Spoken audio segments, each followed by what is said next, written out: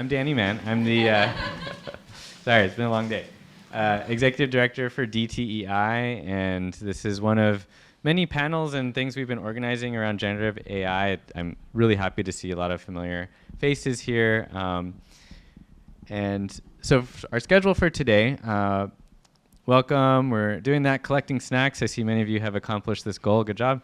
But we could do better. So then we'll start with, we're going to break up the panel into two segments, okay? So first panel, we'll have Jonathan Alexander, Thomas Ye, and Mohammad. They're going to give brief presentations, and then we'll have time to ask them questions. Then we'll take a break, more snacks. Then we'll have our second panel with Ian, Bradley, and Bill. And snacks after the second panel too? So here's the thing. Snacks are actually ongoing, continuous variable here. So anytime feel comfortable to grab food or drinks and use the restroom, things like that, we totally support you and your biological needs. So I'm very excited to announce our first panelist, Jonathan Alexander, who's going to present, and we'll just cue him up over here. And this clicker should work. Perfect. And if you don't mind also using that. All right, I think I got it. Thank you, Danny, and thank you to Mike for sponsoring these wonderful grants. They've been incredibly useful for us over the year. In fact, they were so useful that I asked Mike if we could keep going because we didn't spend all of our money, and I'm really appreciative of the opportunity that we're going to be able to continue our project. It's primarily been one of data gathering, as I'm going to explain in a little bit. But who am I? I'm Jonathan Alexander. I'm professor of English. I'm also the director of the Humanities Core program.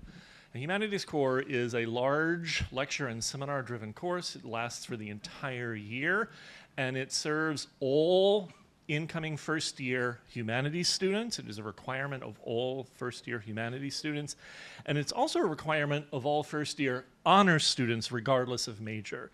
So we serve about 800 students annually, and it is a really significant way in which students are not only introduced to how humanists think and what our objects of study and our methodologies are, but it also serves to fulfill a number of lower division requirements, including lower division writing, and it also serves multicultural general education, international general education, and there's something else. Arts and Humanities, Arts and Humanities, okay. And I'm also wanting to say that I'm here with Dr. Tamara Beauchamp, who is our writing director, and Amalia Herman, who is our digital pedagogy coordinator, and I'm really grateful to them for all of the work that they have put in this project with me. So to talk a little bit about what we did, our project was divided into two main components. One is the ongoing development of modules that introduce students to various concepts in working with AI that they might need to know. We think of this as a critical AI literacy component, and my hope is that we'll be able to come back next year and talk a little bit more about some of that work, which I think is really significant because our goal would be to make modules that are potentially transferable to different and adaptable to different course contexts. But our other big component of the grant was a research component in which we're asking students through both surveys and focus groups to tell us about their experiences of AI. And what's interesting about it, I think my tagline right now might be, I greet you with good news. Our students are more intelligent than artificial intelligence. So during our survey, we found out that 44% of our students had, well, they were willing to admit that they used ChatGPT during the writing process. 33% of them had used Google Translate during their writing process, and 32% rated their English language writing ability as other than fluent. And it's this last two that are really significant in a variety of different ways because we know that many of our students, particularly international students where their native language is not English, they're using various forms of AI. Grammarly, for instance, is obviously very popular for them to polish their writing in different ways. And I want to talk a little bit about why that may not necessarily be optimal for them. But we also did asked a variety of open-ended questions in which we wanted to know from lower division writing students both in our program, in the composition program, and in the academic English program, how they viewed generative AI. And the interesting thing is that they viewed it with both some positivity, but also some skepticism. They recognize that they may have some tools, they may be exposed to tools that could aid in their writing process, but that at the same time, those tools could also obscure their own writing, their own voice, and their ideas. Now, this is coming from students themselves. They also worried about academic integrity issues as well as privacy issues. Where was information actually going and who had access to it? There were also ethical concerns, particularly around intellectual property and creative property, and we're going to see more of that in just a moment when I get to the focus groups. And they both also understood AI as both a prospect and a threat to their future academic and career opportunities. I was actually very pleased that students were approaching these tools with some critical awareness about how they could both potentially help, but also had some very serious limitations. In fact, when we did focus groups with students, we learned a variety of things, and we're still in the process of fully trying to understand this data, but we wanted to pull out some choice bits that we thought were representative of where students, and keep in mind, these are first-year students. This is where they are in terms of their thinking. One student said that AI-generated text looks like it has its own distinct style. It feels, of course, very artificial, which is in the name, and it feels very much like it just kind of threw up a massive, giant thing of words. In the earlier sessions, people were calling this verbosity, which sounds about right. Giant thing of words that it found on the internet that match your description. But I feel like each person has their own style when they're writing, and I feel like it's really easy to tell when it's artificial versus when it's not. And so for us, this is a really interesting comment because it sets the stage for us to really think critically with students about the rhetoricality of writing. That there's not a sort of perfect form of writing that just exists, but then in fact, how we craft our writing and how we craft our voices in writing actually varies significantly depending upon what we are called to write upon and to whom we are writing. And so those are actually things that become really important in the teaching of writing that students are already recognizing AI can't really do, can't really assist them with. Something else that we learned, of course, it can make good summaries sometimes from books, and sometimes it can be used in, I think, efficient ways, but when it comes to making something creative that a human can do, it is not really effective at that. Students also said, while you're writing something, you may get more epiphanies, and you get many more ideas, but when you tell the chat system a prompt, then it's an end-to-end, one-to-one conversation. You tell it, and it gets you an answer, and that's done. But you don't grow while you're writing, and your ideas don't really come if it gets done in 5 minutes. And we thought that was a pretty profound insight for an 18, 19-year-old student to have, that writing as a modality of thought, it actually generates thought during the process of writing. And that what this student was articulating, which we've heard other students say as well, is that it was important for the student to actually have that experience. And that however AI might be useful in other contexts, this student did not want to let go of the possibility that he or she or they could explore their own thinking by actually doing the writing themselves. And so we're actually very proud of that particular insight, and also the use of the word epiphany.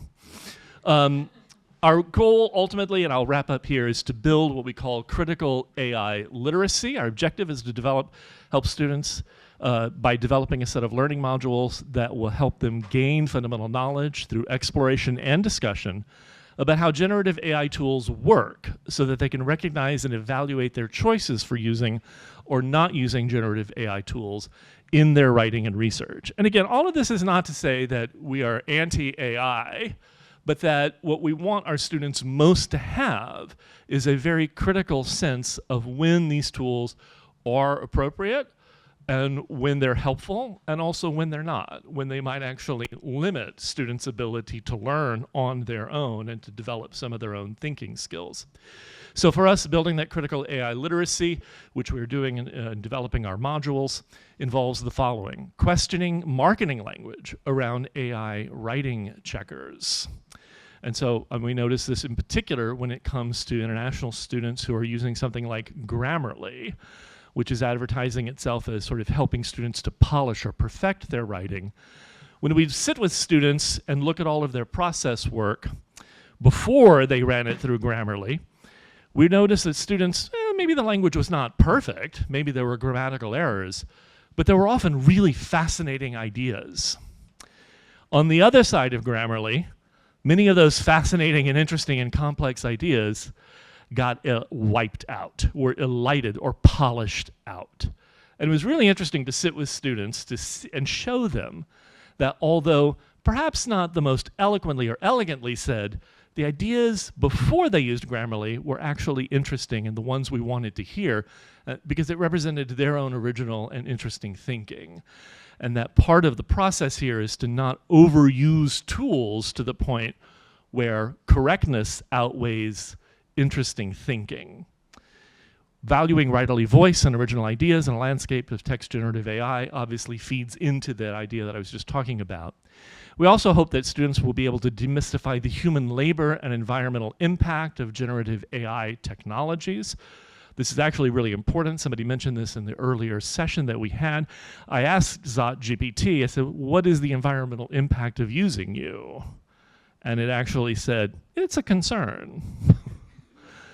It said that there are definitely efforts being made by technological corporations in order to mitigate some of those effects. But we do want students to be aware of this. We also are interested in helping students understand the different forms of algorithmic bias and representational harm done by AI tools. This is something that's been getting a lot of attention, and more work needs to be done in this particular area. And finally, we also want students to be able to evaluate the affordances and limitations of generative AI tools for library research of scholarly secondary sources as well. There are a lot of interesting tools that purport to be able to summarize for lit reviews and things of that nature. And this is, Mike Dennin and I often have this kind of conversation. It's like, what do you really need students to be able to do, and what can you sort of offload to something else? It's like, well, part of our business is actually teaching students how knowledge is produced. This is what we do as academics. This is one of our primary missions. We generate knowledge, and I think we want to impart to students how knowledge is generated. And so AI can play an important part in that. But there are also some fundamental ways in which we really want students to continue to think in writing and to be able to understand what different research methods are capable of doing. Finally, the thing is, I'll say, we are trialing the in-class AI literacy modules right now, and what's interesting, they are showing us that students need repeated engagement and reflective discussion to build critical, transferable, and tool-agnostic skills to make responsible choices about the role of generative AI in their own learning. Instructors really appreciate tailored resources for their own AI literacy. And this is something that's really significant. Alan Turkiana was saying from the School of the Arts earlier that we can't just transfer modules or transfer learning about AI tools from one discipline to another without really thinking critically about how different disciplines need or might want to use these particular tools. And then finally, all activities should be connected to the existing curriculum and aligned with course learning objectives. So I think that's probably all I have time for. So thank you.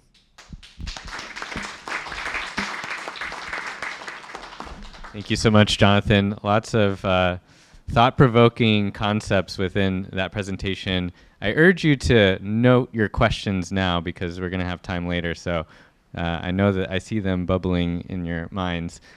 So jot them down, and then we'll jump to our next presentation by Thomas Ye. And as he's coming up, I just wanted to also mention that we meant this to be an informal sharing out, and so we allowed folks to use slides, and we also gave them the option not to use slides. So we might have some presentations that have them or not, and we love them all the same. So I just want to throw that out there. Go ahead, Tom. Great, thank you. Okay, great. All right.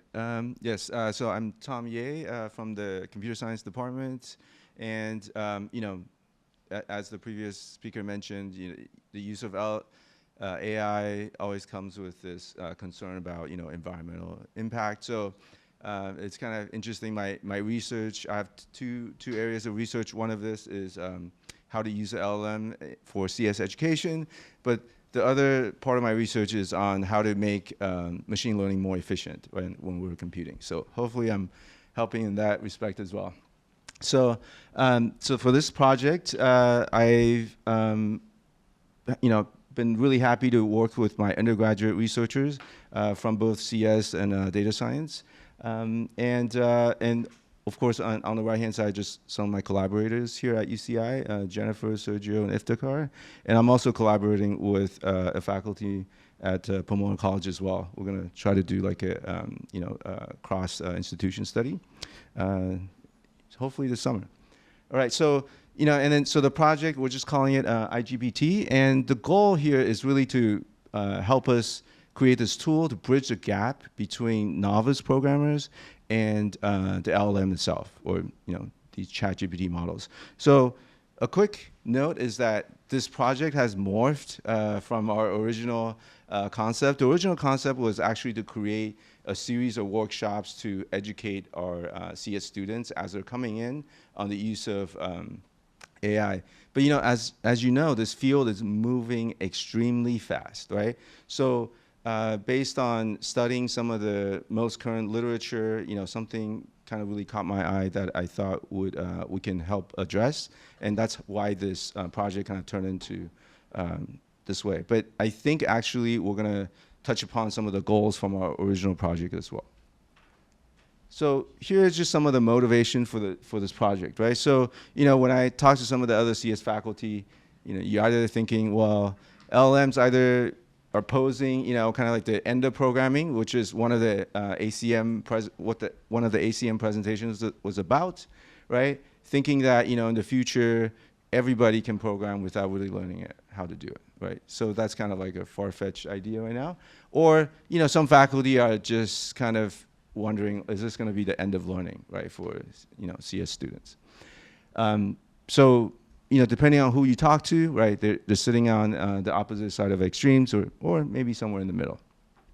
So one of the kind of anecdotal evidence, or even how Microsoft is advertising the use of Copilot, right? Copilot is a code-generating large language model, is that LLMs actually boost software developer productivity, right? But this is for experienced programmers out in the field, right, in the industry. Right, and this is also described by the ACM presentation I had mentioned, right? They're saying that if a company is hiring you and you don't know, or you choose not to use the LLM when you're generating code, you're about 50% less effective, right? So that's kind of what the thinking is in the industry for software programmers. But but how does this affect novice programmers? Right, or even better, how does it affect students, right? The use of these LLMs. So one of the papers actually, I'm on this Slack channel for CS educators. Like, there's a lot of us across, all sorts of institutions, and then this paper popped up, right? It was accepted at Chi, and there was like so much negative reaction to it, right? And so I thought, okay, I'm going to take a look. So what they showed is that novice programmers struggle with prompting LLMs. Right, they had a really interesting kind of study set up where they gave the student just the kind of the functional definition of what they're supposed to create, and they gave them some examples of, okay, if you're given this input, this program is supposed to give you this output, right? And they kind of gauge like how well can students use ChatGPT to generate working code. Well, it turned out even when they allowed these students multiple tries, the success rate was at 57%. Right? So this is massively lower than a lot of the published work on how well LLMs can work on like CS problems. Right? So the one point that they made is that all these previous studies would take very detailed, expertly written questions, let's say from instructors, and then just directly copy and pasted them into the models. So of course, these models are trained on very expertly written language. So they're able to pick that up and then generate the correct code.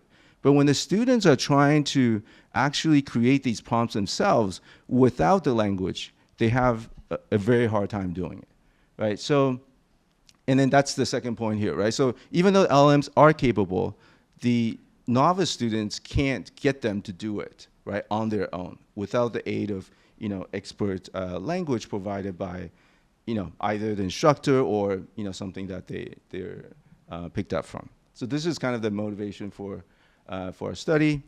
And then, right, and then I kind of mentioned this first point, so the LLMs are actually expecting prompts to utilize, proper kind of coding terminology. And so, this could pose a barrier for the novices. So the second point here is the one where a lot of kind of CS instructors were like very negative on, because they thought, well, LLMs, pose a wealth of opportunities. And because of this, what they mentioned, right, in the second point is that they're saying that if you use this in classroom as is right now, it could actually worsen equity issues among the student body. Because what they found is that across all the students, right, they had a post-study survey, and they found that first-gen students actually face additional difficulties in creating the well-constructed prompts, right? The students with more, extracurricular programming experience did better, and the students with kind of less of a mental model on how these LLMs worked, right? Even though they give them some of these problems, they give them just they were untimed, right? They could try multiple tries, and then they noticed that the students weren't actually creating a good strategy for how to do it better, even at the end of the study. So these are just some of the findings from this study. So, after kind of looking at this study, here are some of the goals that we're trying to achieve with this project, which is, the main thing is to bridge, right, this gap between novice programmers and LLMs. Can we actually get beginning programmers to the level of maybe like an average programmer, right? Because one of the anecdotes I always remember when I spoke to another CS professor was, yeah, we think that LLMs can definitely take an average programmer and maybe move them towards almost like being a very good programmer, right? But we're not very sure what it's doing for these beginning programmers. So what we're doing is, the proposal is to have an intermediate large language model that is actually interacting with the student, okay? So now currently the use case for LLMs is that, okay, the student creates the task description, gives it to the LLM. Even if the task description is not very complete, the LLM is going to try its best to generate something for you. And it doesn't tell you, right, what the kind of the probability of success is. It just generates it for you. And it's up to the program to see, okay, is this correct? Maybe run it through some test cases and things like that, right? So what we want to do is increase the probability dramatically on the type of code that they're being generated. So by creating this interactivity with the student, right, the interactive model is paying them for additional information that they need to clarify. And then once we've gathered all the information, then we send that to the actual LLM, and then, as I'll show later with the preliminary study, we're getting much better results that way. Okay, and then another side effect is that we're hoping that the use of this interactive model can actually train the students on how to, more effectively use LLMs, so that they don't need this kind of assistance, where they can kind of think about the problem, decompose it, come up with test cases that they should have, thought about before kind of trying to create this solution. Okay, so just a quick overview of the current progress. So right now we have this model created. The interface, sorry, I didn't get a chance to put a screenshot, but the interface looks just like a ChatGPT model. And then we have basically two modes for our testing purposes. Baseline, which is just your general ChatGPT model, and then the interactive model that we have, right? So I'll show some initial study results on evaluating the baseline model with generic and expert prompts, and I'll go over what these are. So our hope is that we're kind of in the process of getting ramped up for a human participant study with UCI students, and it's actually kind of planned for next week. I'm recruiting Professor Moshirpour's students in his ICS 32 class. So ICS 32 is our second class in the intro sequence of computer science. there isn't the ICS 31 course, or else I would have chosen that course as well. And then my hope is actually to use the tool, like an upgraded version of this tool in the fall when I teach ICS 32. Okay, and then here are just some preliminary results. This graph is showing what we call the pass at one rate for questions, right? So what this means is that what is the passing rate of the output from the LLM with just one prompt, right? A single prompt. So what we did here, we have the generic prompt and then the expert prompt. So the generic prompt is simply saying to the ChatGPT, given this function signature, create this function for me, right? It's very generic. It's not really providing any information, right? So it's almost like the kind of the lowest bar you can have. It's no information provided. And then the expert one is actually the kind of a curated like solution, right, for these particular problems. And then there are also what we call these I/O pairs, right? So these I/O pairs are input-output pairs. So it turns out, part of having a good mental model of the LLM is that, if you look at a lot of the academic, research papers on LLMs, right, like actual core LLM research, you'll see that a lot of times LLMs are being used in a way where you present input-output pairs, right? And then we call this like few-shot fine-tuning, right? Because it's trained generally, but you're asking it to do a particular task for you. So you give it some examples, and as you can see in the data, it dramatically increases the accuracy. So for, is there a pointer? Oh, trigger, okay, oh, interesting. Okay, so, right, so in between here, this generic is just a generic prompt with no additional information, but this is the generic prompt with the I/O pairs, and you're seeing that we're getting to be between 40 and 60% accuracy. Right, so we tested this on GPT 3.5, 4, and then the new model 4.0 as well. Right, so, but here, this is quite low. And then actually, in fact, if you think about, the initial study data I mentioned, they're about right here, right, somewhere around here, about 57%. Now, with an expert description of the task, right, these models are getting about 70% accuracy on correctness. But when we add those I/O pairs to the expert prompts, we're getting about somewhere between 85 to 95%, right? So much higher accuracies. And so what we're hoping to see with this study is that we're hoping that the interactive model is able to bring a student's description of the task from closer to the generic, right, all the way up to somewhere around the expert, right? And then once, and our prompting also asks the user to, for example, I/O pairs, right? Because we know that that's a significant factor in improving the accuracy. So we're hoping that with the interactive model, we can take a beginner programmer and then get them somewhere close to the expert task descriptions with the I/O pairs. Yeah, so here are some of the numbers for the prior work, 57% on the baseline, and then the expert with the I/O pairs, we're getting about 96%. And that's what I have for my project. All right, thank you.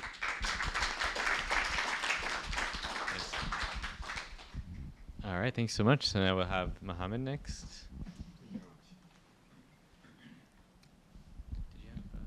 No, I'm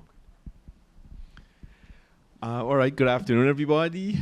Nice to be here. So just before I came to this session, I had my web development class meant for senior software engineering students. And in that class, I had a guest speaker today. It was a senior developer who works at Visa. And the question that we had for him was, after he presented what he presented, some really, really cool stuff.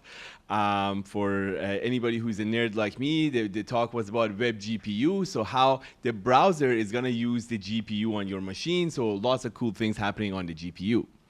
The question we had for him was, are we still going to be needed as software engineers since the GPT and these LLMs produce so much code?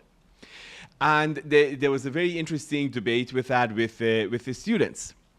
I am a software engineer. So my name is Mohammad Moshirpour. I'm an associate professor of teaching in the Department of Informatics. First and foremost, I am a software engineer, and I develop software with my group, predominantly right now healthcare software. We write code all the time. And as software engineers, we use tools quite a bit. So tools are everything. We are basically builders. So if you're builders and a forklift is invented, as a builder, I'm going to use that forklift. I'm not going to say I'm going to get guys with shovels to come and do the work to preserve jobs. I'm going to buy a forklift and I'm going to do it.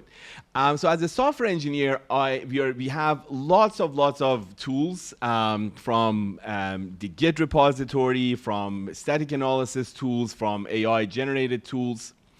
And so the message is, if there is a strong tool out there, AI or otherwise, that's going to do our jobs, make our jobs simpler, we're going to do it. As such, we are going to teach our students how to essentially use AI to be able to effectively do a better job and be able to still stay relevant in this particular field. So my project, I'm of course involved in the project with Professor Ye and Professor Straughn Martins with my undergraduate class of programming. But fast forward to my actual software engineering classes, fourth year and graduate classes that I teach, the idea is, what can we do for students to be able to utilize GPT to the maximum level possible and still learn? Well, the short answer is they still need to code. You need to understand how coding works and still develop. One colleague, a senior developer at Microsoft, put it best that we still need people we may not get people to write as much code, but we need people to read code really fast and understand it, which actually means they need to be better at development than just simply developing. They need to actually read the code that the machine writes and understand what that is.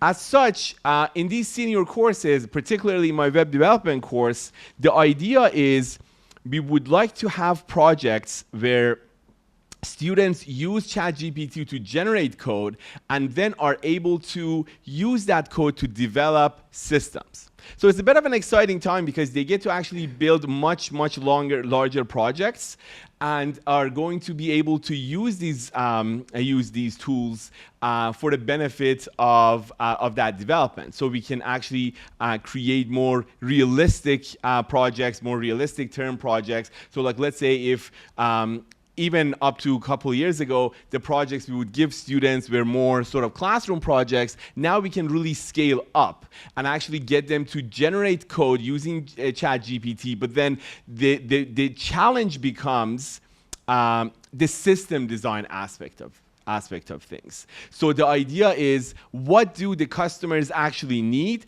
and how can we deliver? What percentage of this we can actually get the LLMs to deliver for us, and what percentage of this would be the work of the students themselves. So the learning curve actually increases because there is the idea of prompt engineering, getting the prompts working exactly the way you want it to. If the students would actually have to wait in the middle of the semester, what they're trying to build, they may have to fine-tune the GPT. So fine-tuning, I'm sure a lot of you are familiar with it, basically training the language on a particular technology that you want it to work on if it's not giving you the proper responses, and actually getting it to do a variety of different tasks for you. For instance, we can actually have large language models. So for instance, let's say you have you want to build this system, and software engineering, by the way, now, as opposed to 10, maybe 20 years ago, 10, 20 years ago, you wanted to build software, you would have to start from scratch. Now what you do is that there's a lot of systems out there, you put things together, you put systems together. So you want to build something, you're going to see an open source library that's huge, but then you want to evaluate that. So now with a ChatGPT, you can actually do that. So you can actually evaluate components, you can evaluate large repositories, and add them to your project. So we're launching this study for senior software engineering students, so senior level and let's say professional master students, and we will have these. We will have them to define projects, and then the idea is that to build a development pipeline and to use LLMs along the way, trying to make sure that it's up to industry standards and that we're actually training builders. So it's kind of an exciting time. We are sort of looking at it as let's try to. So when you think about like training software engineers, it's like you basically try to say, let's try to think you're actually working at a company, and instead of focusing on mundane tasks of developing a page that's been developed like a million times or whatnot, let's try to actually build an entire pipeline of development rather than just building that product. So that's sort of the ongoing project. Thank you. Thank you very much. All right, if we could have the panelists return to this table up here, we're now going to open it up for questions from you all, and we invite you to. Let me just. We invite you to ask questions either of the whole panel, or you could target it to one of the panelists. Again, we have Jonathan, Mohammad, and Tom here. Yeah, Mark, and if you don't mind. Sure, Mark Warschauer, Education.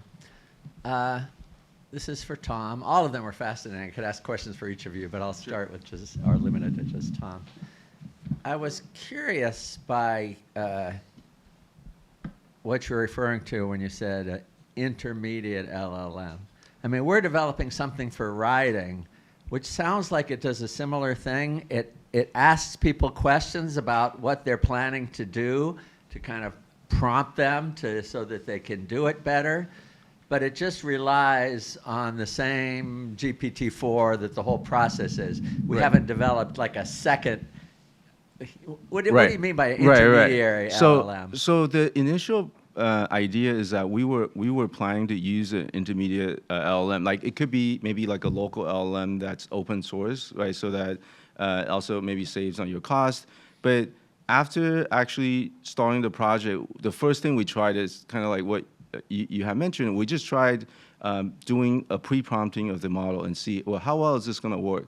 Well, it turns out it works really well. So basically, as far as developing an actual intermediate model, that is more on kind of like a future work where if you wanted to like reduce the cost, because you can just package everything up and then do one prompt. Got it. Right. So definitely right now it's working really well. Yeah. I think you added a slide before I was able to integrate it. I don't know if you want to. Is this? Oh, you know what? This must be my students. I had asked them that. Okay, let me see. I didn't actually create this. I was like, wow. Okay, no, maybe. Yeah. Right. So this is here. Maybe I can. Yeah. So this is. I did want this figure. I didn't get a time to create it, but this is just showing. Like generally when the student or the user is using the ChatGPT, you give it a prompt and it just does its best effort, right? It'll generate the code for you if you're asking them to, create code for this function.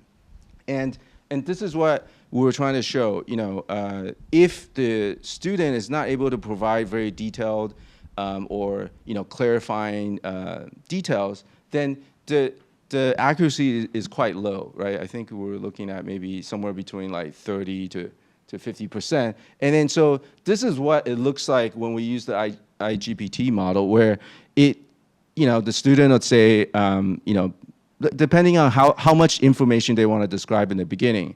But the model, what it's doing is it has a set of things that it's looking for. And then one of the key things it's looking for are these IO pairs, right? So if the student provided it, then we're trying to make sure in our prompting to make it so that the model will kind of reduce the number of questions that it's asking. Because sometimes it does get kind of verbose. It keeps asking when everything looks like it's been clarified, right? So we fine-tuned that a little bit, and we kind of like where it is right now. So yeah, so this is kind of showing the two models. Yeah, thank you for that. So, hi, Michael Dennin again. I think my question's kind of for all of you, because there was a common theme that came out in slightly different ways. Jonathan, you alluded to the student who realized that writing is sometimes a tool for thinking. Sometimes we're just writing words because we need to send something to someone and we're not worried about thinking. And in the coding space, as someone who started with, the C library book to copy code from, and then eventually it's actually online and stuff. Sometimes you just need to do a task that everyone's done before, and sometimes you need to be creative and think. The question that are you starting to get a sense of, I think I'm going to phrase this right, and Jonathan, I think you said this, where are we teaching students to think so that the generative AI is helping in the teaching to think? Where are we teaching students to become experts so they can use the generative AI as a tool, right? And where can we remind them that some things we used as a tool that you think was for X, generative AI is replacing X, but it's not replacing Y, so you can focus on it as a tool for Y. You kind of gave the example of forklift versus digging, right? Like, there are still times I use a shovel, right? But there's a lot of places, to your point, I would never use a shovel again. And so I don't know if that came out as a coherent question. It sort of was in my head one, but I didn't send it to GPT yet to clarify. So hopefully that worked. It's kind of for all of you, because I saw that synergy through the talks. Do you want to go? Sure, I can. Sure. Yeah. Go ahead. Thank you, Mike. I think one of the things that I really appreciate about the emergence of generative AI is that it's forcing us to clarify what it is that we're really doing, right? What's really at stake in the teaching of students. And so I'm talking exclusively about first-year students and introducing first-year students to the work of the university, to the work of the humanities in particular. And so what I might really want a first-year student to encounter and to learn, and maybe the same as in engineering and coding as well, might be very, very different if I'm talking to somebody else. And so I remember actually, the last time I was on a Zoom call with, I'm blanking on her name, our graduate dean, Jillian, yeah, so on a Zoom call. And I'm like, Jillian, what are you doing? Because I could tell she wasn't paying attention to the meeting. And she was working on a grant. She said she had 2 GenAI screens open. She was working on a grant. And she just needed boilerplate, right? Because so many grants are just boilerplate. And I'm like, that sounds not unreasonable, and I might have to do that myself. But that's a very, very advanced user, right? An advanced user trying to do something particular and knowing what it is that she needs out of it. And I think I'm more concerned that our first-year students, it's like before they begin offloading various kinds of compositional tasks, and I think you were saying something very similar about coding as well. It's like you want students to have a really strong sense of what the original technology, writing as a technology, coding as a technology, can actually do for you and how it can do it. So that's where I would want to start that conversation. Absolutely. I'll just quickly add that this is so for us in the coding community, it's strictly speaking about first year programming, second year. Although ChatGPT is here, we had this challenge years prior, ever since the internet has been around. So like, let's say you give them a problem, chances are very, very high probability they can find a very, very similar code online anyway. So this is something that we need people to actually be able to write code, understand what's in memory, for example, all that stuff. And so that's the senior and junior levels divide that way. Yeah, so I'd just like to add, so one course, at UC San Diego for computer science is that they actually just fully embrace like LLM, right? So the course is actually taught with Copilot, right? And then what the instructor did there was, which I thought was pretty interesting, is that the very first project, right, which is like maybe a third way into their term, is the equivalent of like the final project of your typical, intro to CS course. So if you embrace the LLM, like at least for, let's say, computer science, what you could do is that you offload some of the more mundane tasks for the students and start having them do the higher level thinking, like, how do I decompose this problem? Because we know that LLMs are really good at, creating a solution for like a small sub-problem, right? And then also, how do I read the code that's being generated to understand? So in order to read and understand, you still need to know the syntax and things like that. And then also another one is when the code comes back, you're looking at it, is it testing for all the edge cases, right? So the higher level thinking skills are still there, are still required. So, but, allowing the LLM to maybe let's say they're not familiar with the programming language. They're transitioning from one language like Python to Java, right? The LLM can help them take care of all of that, right? So that's the one benefit of, kind of utilizing that. Thank you. All right, I think we could take one more question, and I'm feeling energy from this side. Yeah, I knew it. This side of the room. Actually, it's actually more of a comment now, hearing all three of you speak on this, and students understand, using their critical thinking with AI. But at this point in the development of AI, I think that I like your analogy about the heavy lifting, that sure, we're going to use tools wherever we can to do these, like you say, subtasks and things like that can do it very well. But it's very segmented, these subgroups. And I think the heavy lifting is fine, but the human element still has to have an kind of a view of the concept, the goal, and the framework of the whole project to determine what needs lifting. Absolutely. And I think the students need to understand that concept kind of as a principle in that. So yeah, thank you. I really like that. Absolutely, thank you. Well, I think that's a perfect comment to lead us into our break. So our next set of panelists, we have Ian, Bill, and Bradley here. And again, we're going to hear short presentations from each of them. Then we'll have time at the end to ask questions of them. And again, if you need to get up and do anything in the middle, that's totally fine. We respect that. So we'll start with Ian here. Thank you. Good afternoon, everyone. Thank you for staying through to the bitter end of what, I don't know, we're into hour 4 of this. Fantastic. So hi, I'm Ian Straughn. I'm an associate professor of teaching in the Anthropology department. I am an archaeologist by training. And myself and 2 other of my anthropology colleagues, one who you probably, if you've been to DTEI events before, Angela Jenks was also one of my colleagues who is on this grant, and the other, Christopher Lohman. The 3 of us were exploring different AI tools in a variety of different styles of courses. So Chris Lohman was doing something with ChatGPT in an upper division writing course. Angela was working with medical diagnostic AI tools in a medical anthropology course, and I have been working with AI, in particular a tool called Humata AI in a GE course. That course was my Anthro 48, which is entitled Archaeology or Aliens. It's essentially about pseudoscience and the use and abuse of archaeology.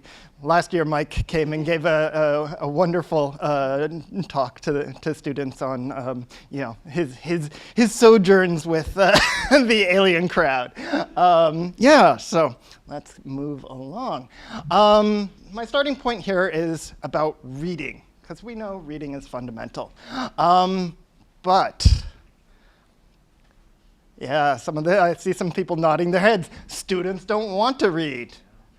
They don't know how to read, can't remember what they read, et cetera, et cetera. Can AI fix this?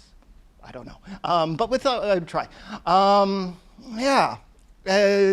of the reasons behind this may be because so much content, newly created content, is increasingly not textual, right? The rise of social media, TikTok, et cetera, right? That the way in which they absorb information is less and less through working through large bodies of text. Many of us have started to use perusal as a way to hold them accountable in some cases, maybe not necessarily making them better readers, but at least forcing them to be surveilled in how they read at least for 45 minutes, et cetera, and to make these, I can't remember what it calls it, but reasonably good annotations in there. And ultimately, and I think this is probably something that many of us can relate to, there is just too much out there to read, right? The volume of literature in whatever field you are has just exploded exponentially in many different languages, be it Chinese, English, French, Swahili, Arabic, etc. And because we're getting together in events like this, where's the time to read it all? Is the solution here introducing Humata AI. This is the tool that, thanks to the grant from DTEI, we were able to make available at an enterprise level for our students. Humata AI is essentially, it's a startup. They're based in Austin, Texas. They came to this question of reading and too much to read generally through those of you who are in the natural sciences and have to create these massive literature reviews every time you write an NSF grant, et cetera, and how to actually handle that volume of data. Increasingly, their biggest markets are things like law firms, medical billing, right? So you can imagine if you have all these kind of structured forms of text, maybe they're legal depositions or affidavits, et cetera, and you have a legal case. One of the things that they're thinking about is, yeah, maybe there's an AI, a generative AI tool that can take out those functionaries like a paralegal and move forward. One of the things that it's really allows you to do is, and this is the key feature that attracted me to it when I learned about it, is that you get to upload your documents and make those the basis of how it understands the questions, right, that you are asking. So it is essentially built off of ChatGPT-4, that's the underlying LLM, but Humata has their own algorithm and proprietary reading strategy for coming to the documents that you have, that you want it to be working with.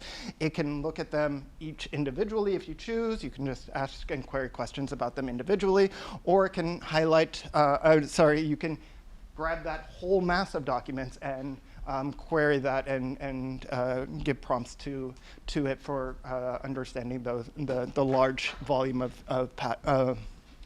articles or reports, et cetera.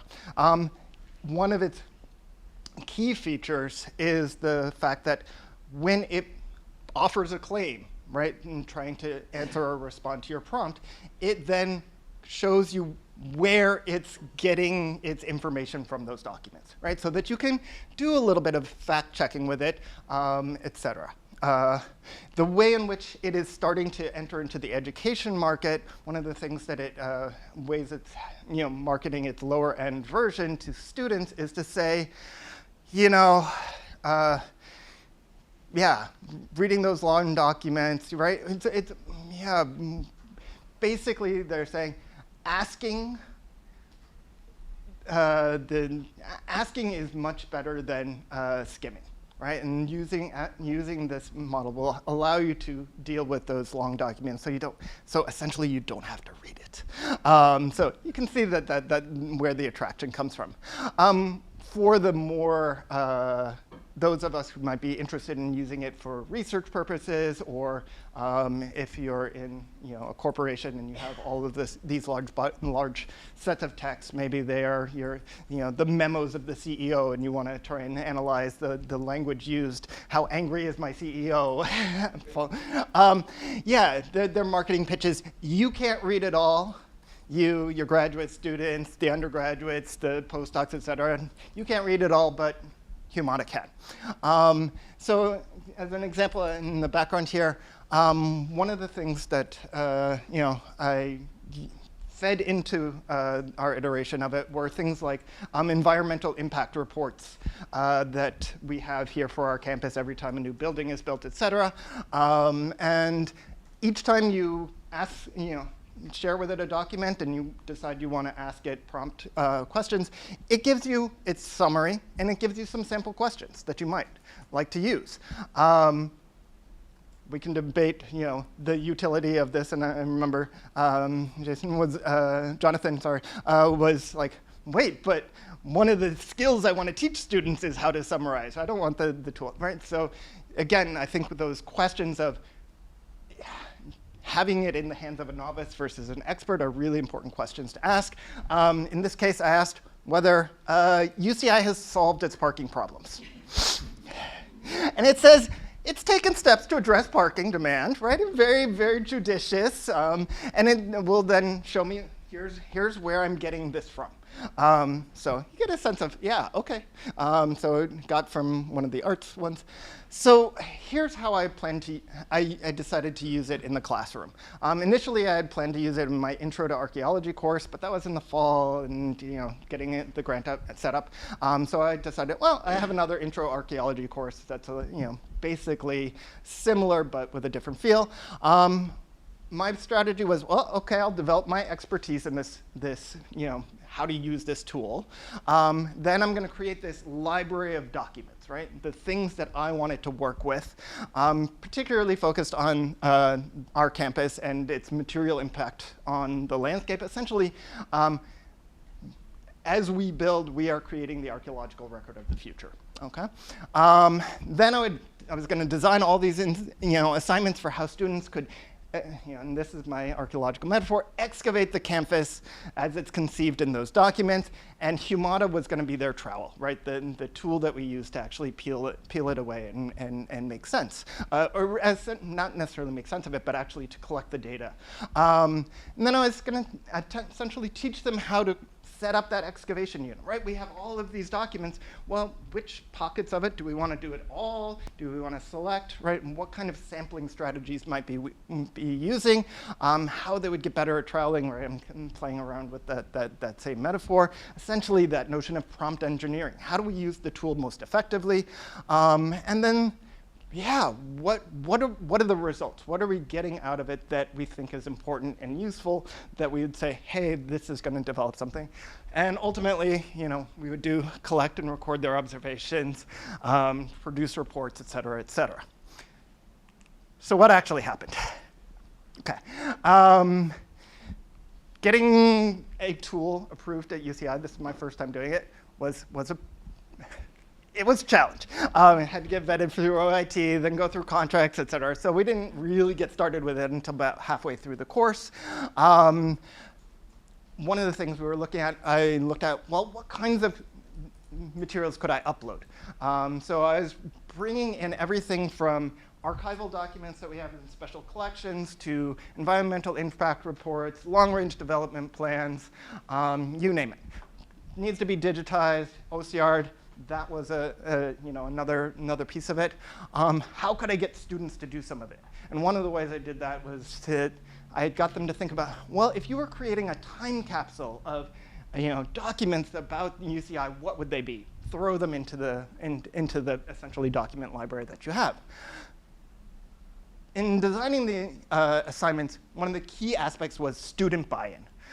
That was really assisted by the fact that it is a startup, and I developed a relationship with the CEO who came and actually talked about it to the class. They got to see this enterprising, Stanford grad who's in the tech startup world. That was exciting.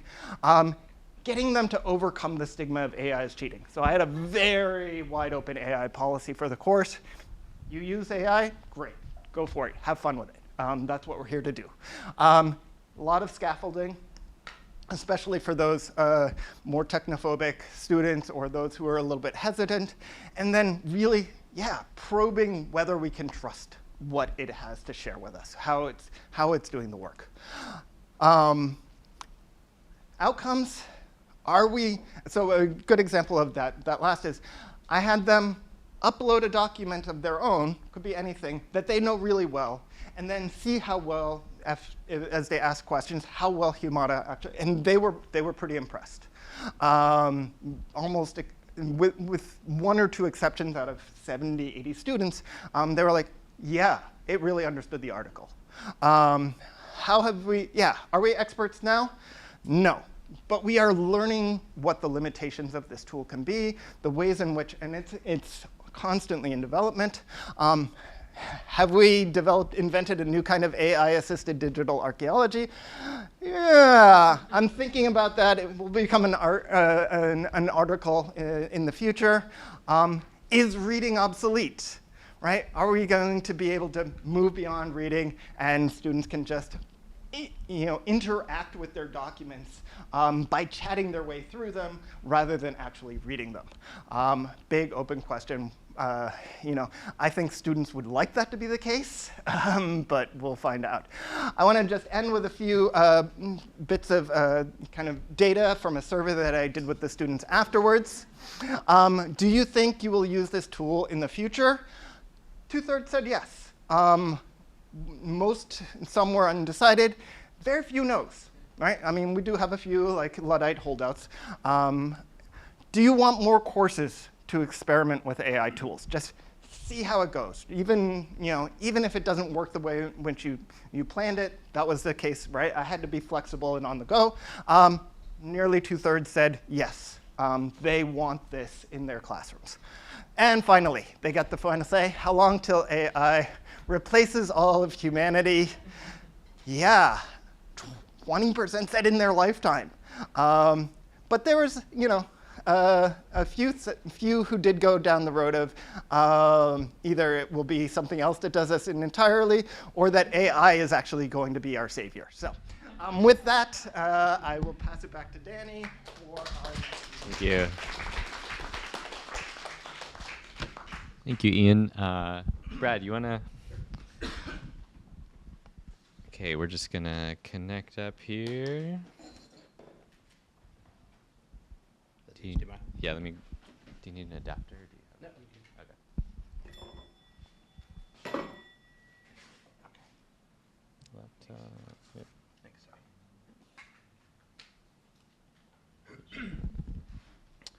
While that's booting up, everyone, thank you for including us, the composition program. Okay, I'm Brad Queen. I'm an associate professor of teaching in the English department, where I direct the undergraduate composition program. It's a large program, and like humanities core, students satisfy their entry-level writing requirement in GE 1A through the program.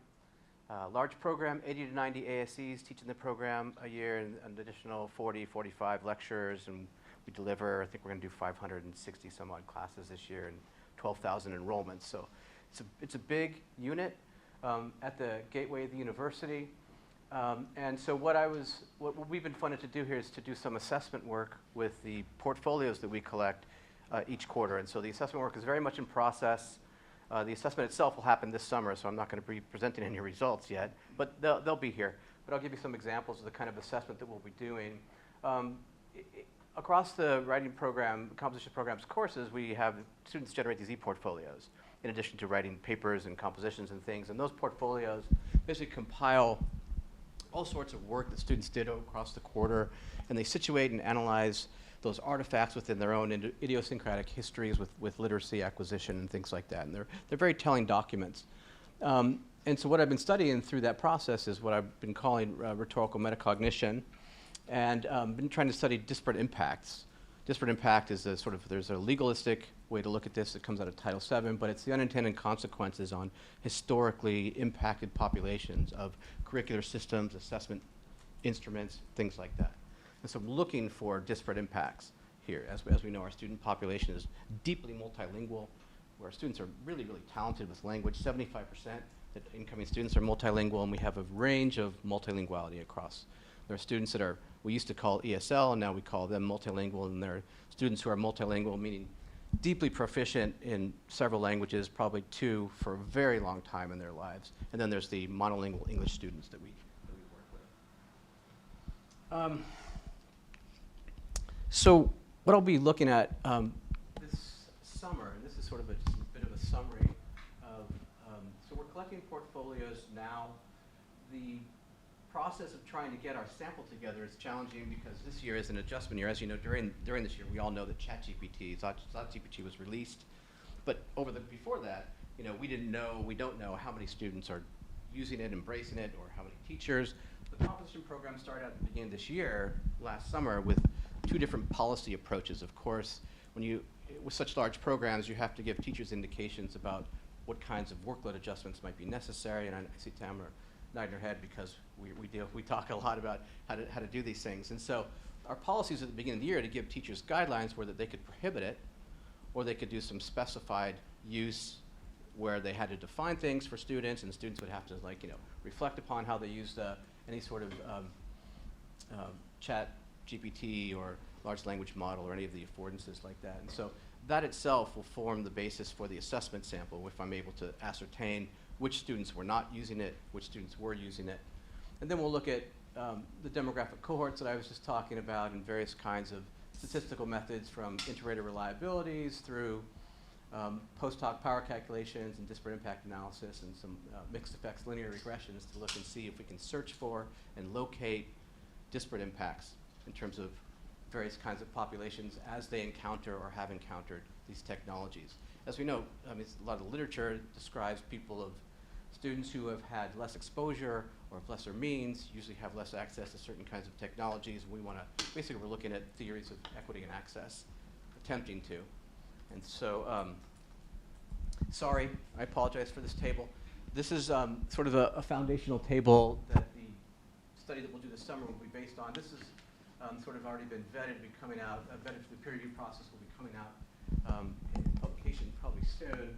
But the reliabilities, if you know, reliabilities are the way in which we have, our 8 to 10 readers per assessment. Sorry, 8 to 10 readers per assessments, and the reliabilities there are indications of how well these readers agreed over the series of reading portfolios, which signals that they were relying upon the same sort of adjudicative information as they assess students along this rubric here. There's some traits, and I'm just going to go fast through this. These are 3 different assessments. You can see they're all 3 labeled here. One of the primary outcomes of this assessment is that the students who have been multilingual for a very long time they sort of outperform the students who are just monolingual English or the students who are multilingual, meaning that they are acquiring English right before our eyes in very sort of interesting ways.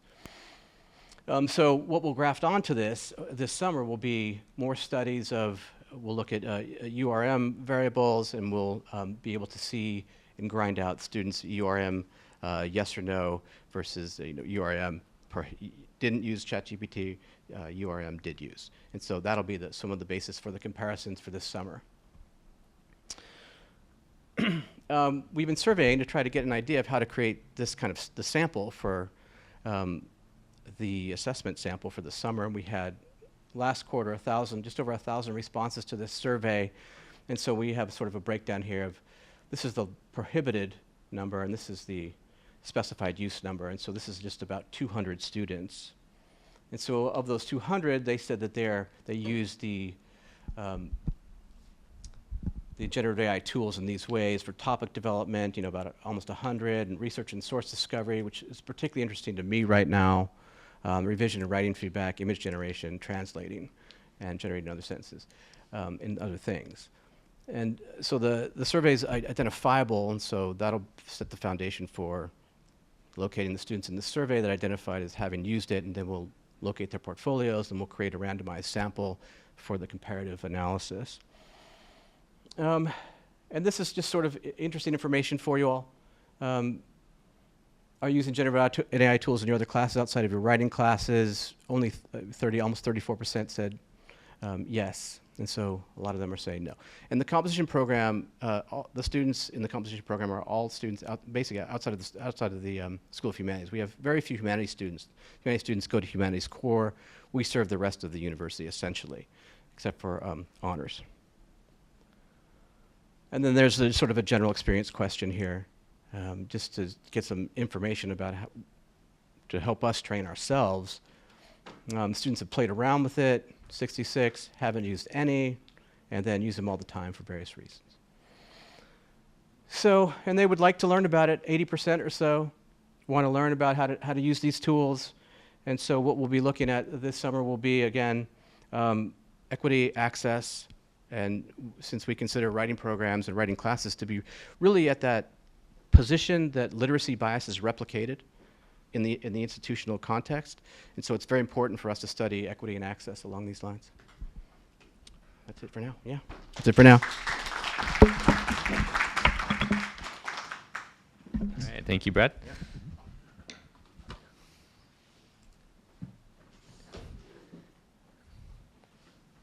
And our headliner, last but not least at all, Bill Tomlinson, and I'm just transitioning here. You can start introducing yourself. Fantastic. Hi, I'm Bill Tomlinson. I'm a professor in informatics here at UCI. And I'll be presenting work that I'm doing in collaboration with Julie Ferguson, Rebecca Black, and Andre van der Hoek. So what we've basically done is to build a plugin that goes along with a bigger technological system that we've built using, based on an NSF grant over the last 3 years. But our main goal is to enhance student learning. As I imagine many people here, that is the ultimate goal. And there is research that suggests that student engagement leads to student learning. Here are some papers that support that. And personalization leads to engagement, which leads to student learning. Here are some papers that support that. And so what we're hoping to do is use generative AI to enable personalization. That's sort of the core goal of what this project is for. So our core hypothesis is that personalization of course content via the use of generative AI to link course concepts to each other and to student interests will lead to increased engagement with and learning of course content. So the project that we've been working on for 3 years with NSF support is a system called ZotGraph. And so I teach a big 300-person class, a GE class on sustainability and computing.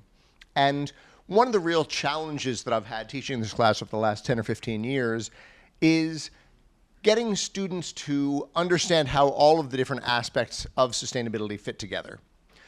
Because you know, on the one hand, if you're teaching somebody about networking, it's like, okay, you need to learn these particular things about networking.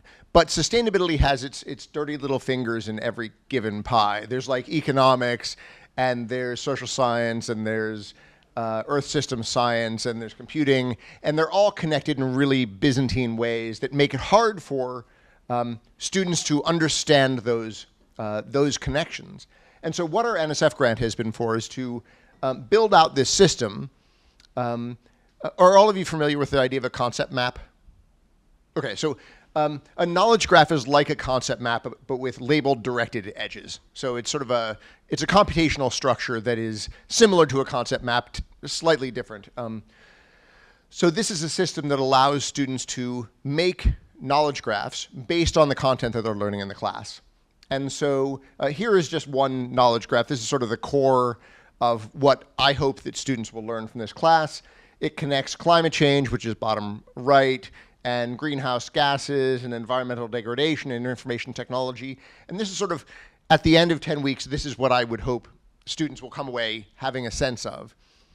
And what students do in the class is that they build out their own knowledge graph where they're doing the readings and watching the videos, and hopefully they will gradually converge on something sort of loosely similar to this. In addition to this, though, they will also have a whole bunch of concepts from their other classes based on various assignments for our class that are linked into this, that show, okay, if they're an econ major, here are some ways that different economic theories connect to the topics of the class. If they're an art major, they would have a different set of ones. And then at the end of the quarter, we have a system that takes all 300 students' graphs and merges them together and gives them some additional assignments to explore this merged graph that has hundreds or thousands of different nodes representing the collective knowledge of the whole class and how it ties together. So this system has been deployed in 2 large GE classes, mine and Julie Ferguson's, with more than 2,000 students so far. And so students can add concepts and then connect concepts via relationships, and instructors can provide students with starting graphs, grade student graphs, and merge graphs. So those are sort of the core functionality of the ZotGraph system. So what we've been doing with funding from this grant, thank you very much. Let me show a video of it if I can.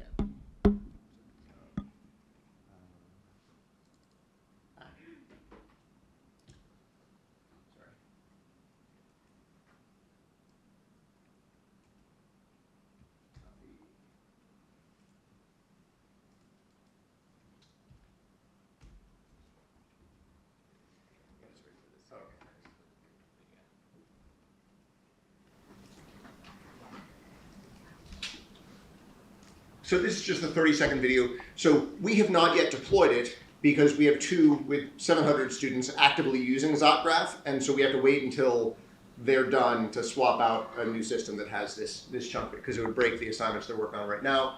But this demonstrates that we sort of have a working demo. So a student can click on a given node and click explain, and then when you type in something, it will generate a description of how those things are connected. So this is AI-produced content. And on the one hand, right now, the demo is showing off sort of connections between normal course concepts like atmosphere and such. But what we're expecting is that students will probably type in all sorts of weird stuff here. That it'll be, how is the atmosphere connected to Pokemon? Or how is climate change connected to surfing? Or whatever it may be. And so that is what we're hoping, is to see whether students use this primarily to sort of help them build the graph that we're asking them for, of how all the topics in the class relate, or are they using it to connect it to their other course materials, or are they connecting it to their sort of silly interests of whatever they may be.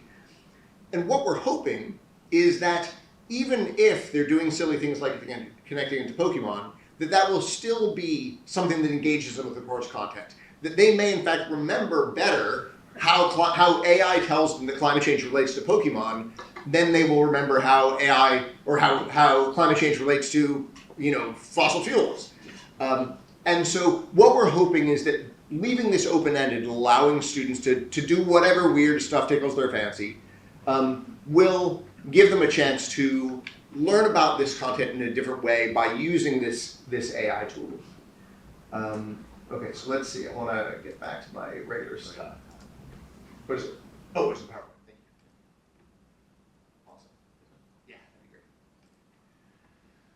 be great. So we'll be deploying this in fall of 2024 in at least one, if maybe two, of our classes, and hopefully it will lead to some interesting results. Some acknowledgements. The work is based on an NSF grant, and thank you to all of my co-authors and collaborators in putting it together, and all of the TAs who have helped us shepherd this big mess of a software system through 2,000 students' usage. And thank you all for listening. Thanks. All right, thank you. And if we could now have our panelists up front, and we have some time for questions. I know at least one or more of the panelists, people might need to start leaving, and that's totally okay, especially if it's teaching related, and especially if it's GenAI and teaching related. I know people have courses to get to and things like that, but maybe we could just ask a few quick questions. Yeah, Mark. Thank you all for those fascinating presentations. I had a question for Brad. What I'm really interested in is how writing has changed for different groups of students before and after the introduction of ChatGPT. By the introduction, I mean the availability of ChatGPT. And I'm not even interested in trying to ask them questions about which section they were in and whether their teachers allowed them or not. I mean, that's an additional interesting question, but we can assume lots of students are using it whether or not their teachers allow it. So I think, and fascinating research, whether it's going to be looking at portfolios if we have access to that, or discussion posts or whatever, just kind of takes a blanket look at student writing before and after the availability of ChatGPT to see if it lexically, syntactically, in other ways changed, and if those changes tended to differ by, international students approve most, or low-income students approve most, or first-gen approve most or least, or things like that. Just wanted to share that those are the kinds of things I'm interested in. Me too. That's coming. The studies that I'm putting forward now are basically validating the basic data that we're using in the instrument. And the next step would be to sort of do exactly what you're saying, because we have portfolios before.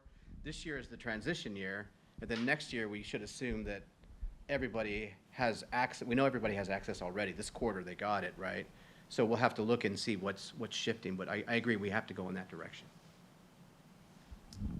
Thank you. So again, we can ask questions of the whole panel or specific panelists. We have Ian, Bill, and Bradley here. Yeah, Michael. This is, no offense, Brad, this is more for Bill and Ian at the moment, because it's less about research, which I really like what you guys are doing. We need that. And more about sharing stuff with other faculty. Like, I'm very sad I didn't know ZotGraph existed. Now, I'm not teaching a course right now that I would use it in, but, you know, if I'm ever not vice provost again.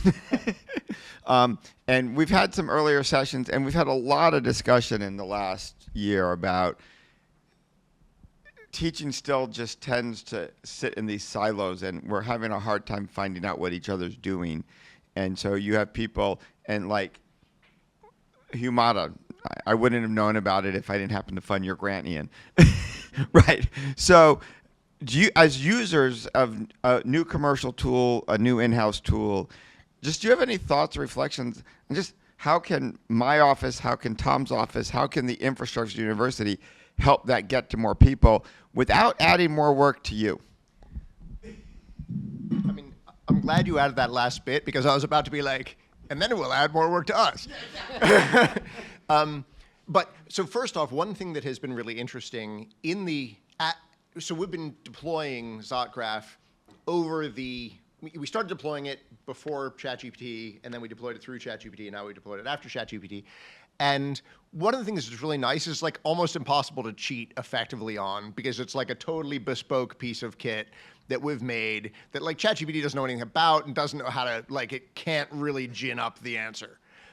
Maybe it can be like, okay, you can say, how is this related to that? And it can help guide you there. But like your fingers really have to be the thing that pushes that connection button. In terms of putting the word out, I mean, this is an NSF grant. The whole purpose of it is to make it available to the world. We are, I think, closing in on having a version that is, I won't call it bulletproof exactly, but not the disaster it was the first time or two we deployed it. So we could hopefully put it out to people without it being awful.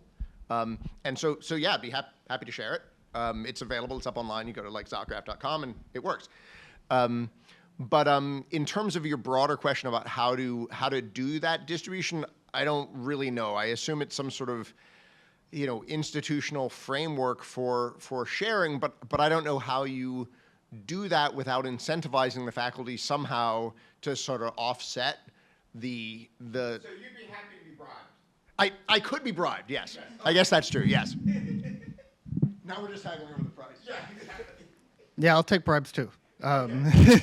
In gold, please. No. Exactly. I think there's also an important equity issue to be, especially when we're talking about commercial tools. So getting the university to buy a system-wide license, something like that, wonderful. Where's the money going to come from? Big question. But yeah, as these tools develop and students get to know one of them or more, those who can afford to buy their own access to it at the various, right, because there's the basic model until you get to the Ferrari model. Yeah, that will mean that some students have an advantage over others. So thinking about, hey, is this something that can be a plug into our LMS? Things of that nature, I think, are where we need to be. But yeah, these commercial enterprises are out there. They're doing really interesting things. One of the advantages of this one is that I've been able to work with some of the developers and say, hey, this doesn't work really well in an education space. It might be fine for your corporate clients. And so, yeah. Just very quickly in response to that, I learned today, or learned recently, that two important things about that. One is that there are growing options for perhaps using e-tech fees to pay for software for students. That's something we can look into for specific software that's widely used. The second thing is you can now include a purchase of software, as part of a course, just like you might have a textbook. Individually, students would buy the software. But the thing I learned today is that's chargeable to financial aid. So that can provide another way to give help even out that access if you have something that costs money. One challenge that I can see with it, because using Humata sounds awesome, I imagine that with many different AI startups, they, like, 1 in 10 will still be here in 3 years. And so that is one of the challenges, that like you have all these awesome tools. Like right now I'm working with a system called HeyGen that does really nice, synthetic me. But I'm sure it's going to go out of business before I have a chance to deploy it in any kind of meaningful way. Well, you'll just buy it up. And I think that's a concern for us as educators, is which one do I spend my time on, right? Mm-hmm. Is it going to be, the Facebook, right, that I'm going to, but even that like dies on you, right? So it's a question of, the longevity. There are so many tools out there. Which ones do, how are we picking the winners and losers? And I think the only way is, we got to try them out. We got to experiment, see, and one of them will rise to the top, another won't. All those kinds of things. So. And in that respect, I mean, connecting to what you were saying about, UCI and the UC system more broadly is a big enough institution that it can, in some ways, pick the winners to a degree. Right. Because, like, if 1,000 faculty all of a sudden decide to use Humata, like, that keeps them going out of business for a while. All we gotta do is convince 1,000 faculty. Easy. We might have like 20. And I get a $50 kickback for everybody who signs up. So. Thank you for your presentations. I have a question for mainly Ian. I'm teaching a class where students have to write a research paper, but they have to read 6 scholarly sources before and provide an annotation for it. And there's a student who's been bragging for 2 quarters that in his anthropology class, he could use Humata. I've told them you have to look at everyone's AI policy. But he can't afford it right now, so he has to read. So the question is, you started your presentation with, they're not reading, right? And they confessed it multiple times in class that we don't want to read. We don't want to spend our time reading. But if you don't read, you can't write. So as writing educators, are we going to be obsolete very soon, and we need to up our game and teach them how to watch TikTok or something, or produce a TikTok video? It's a question that is bigger than just writing a paper or reading. But it's also, we're teaching them life skills, how to read a newspaper and look for the argument, how to read anything else, how to write a document outside of academia. It's not just, so what's your thought about this? Mike, do you want to jump in? After you go, Oh, okay. I can go first. Go ahead. So, I was going to make this comment in response to your. What I loved about Ian's presentation is I would challenge us to actually be a little honest in some of our reflection. I heard a great talk by someone. We were trying to talk about workload and credits and what's 12 hours of work, and someone pointed out, most students don't read like us. Right, and so what we think is, 5 hours of reading, they find to be 10 hours of reading. But I also reflect on the fact that not all of us, I wonder how many of us read articles, read books, read everything we were assigned in our classes back to front completely in detail. You used the word skim. I will just self-admit, I'm an amazing skimmer. Like and I'm almost a speed reader, not quite. Right, and so if I had to read and annotate 6 papers before writing a thing, my speed of reading is going to be way faster than the first-gen student who doesn't know skimming might be a thing, who thinks the only way to read academics is back to front, slowly and carefully, the way they've read other things. And there's an equity issue because I don't know, as a group, there's individuals who do, but collectively, we never teach how academics read. Right, we never, you talk to grad students, and it's funny. I will out my daughter. She's a grad student here, and she's like, Dad, I know I lived in an academic family because the number of my peers who don't realize you read the abstract and the conclusion first before you read anything else to know if you're even going to want to read the stuff in the middle. Right, whereas many of our peers who had no academic training has to read every article all the way through before they knew if they should read the article.